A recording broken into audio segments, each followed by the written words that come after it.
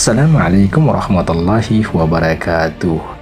Ada yang menarik terkait dengan keputusan dan keberanian dari Partai Nasdem yang mengusung Anies Baswedan sebagai calon presiden dan juga berkoalisi dengan partai oposisi yakni Partai Demokrat dan juga PKS. Ini yang kemudian memunculkan spekulasi dan ada pihak yang menilai ada sesuatu yang itu kemudian membuat sang ketua umum dari Partai Nasdem Surya Paloh mengambil langkah untuk bermain dua kaki, karena di satu sisi masih tetap ingin berada di koalisi pemerintahan Jokowi, namun di sisi lain mengambil langkah untuk bergabung dengan partai oposisi untuk mengusung Anies Baswedan sebagai calon presiden di 2024 mendatang.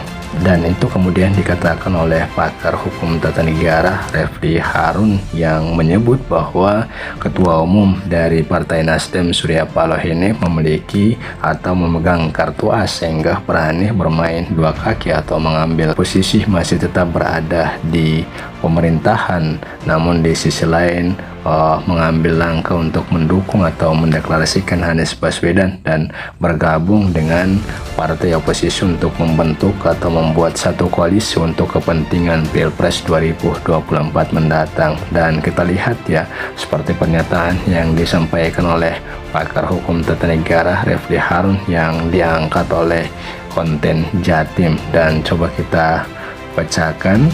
Pantas berani usung Anies dan berkoalisi dengan PKS Demokrat, ternyata Nasdem punya kartu as ini. Konten Jatim, Jakarta. Pada awal Oktober 2022 lalu, manuver politik Partai Nasdem menjadi sorotan publik. Pasalnya, partai besutan Surya Paloh itu berani mendeklarasikan Anies Baswedan sebagai bakal calon presiden Bacapres yang akan diusung di pemilihan presiden Pilpres 2024 mendatang. Tak hanya itu, Nasdem juga menggandeng Partai Keadilan Sejahtera PKS dan Partai Demokrat sebagai mitra koalisi yang notabene partai oposisi pemerintah. Tentu langkah partai ini sangat disorot mengingat Nasdem masih berkoalisi dengan pemerintahan Presiden Joko Widodo sampai tahun 2024 mendatang. Karena itulah menjadi pertanyaan besar, apa faktor yang menyebabkan Paloh berani mengambil langkah besar hingga nyaris menyeberang ke kubu oposisi. Hal inilah yang dibahas pengamat politik Refli Harun di kanal YouTube-nya.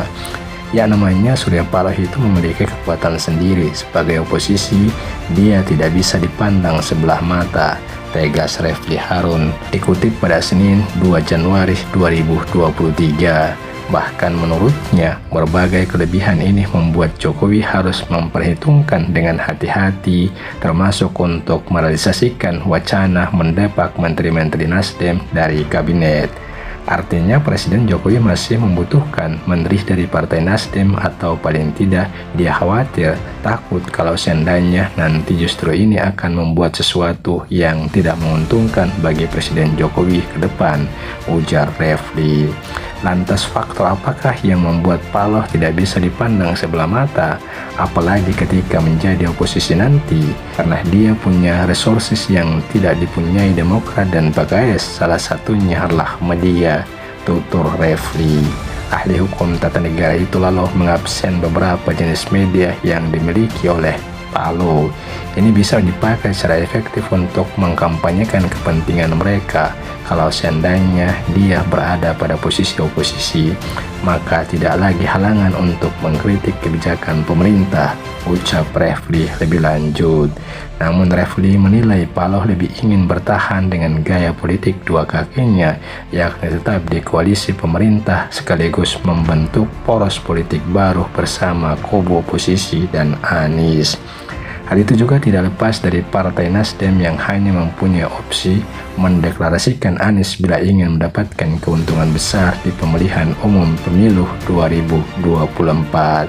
Menurut Refli, Nasdem jelas sudah membuang opsi untuk mengusung kandidat capres lain seperti Ganjar Pranowo dan Prabowo Subianto, karena mengendorse Ganjar dan Prabowo hanya akan menguntungkan partai-partai di mana mereka berasal.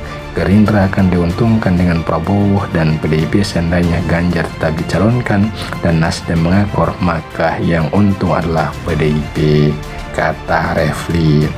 Dalam konteks ini tidak ada pilihan lain bagi Surya Paloh kecuali mendukung atau mendeklarasikan Anies Baswedan. Jadi bagi Nasdem, Anies itu adalah harta yang bisa mengantar Nasdem pada surga dan neraka, pungkasnya.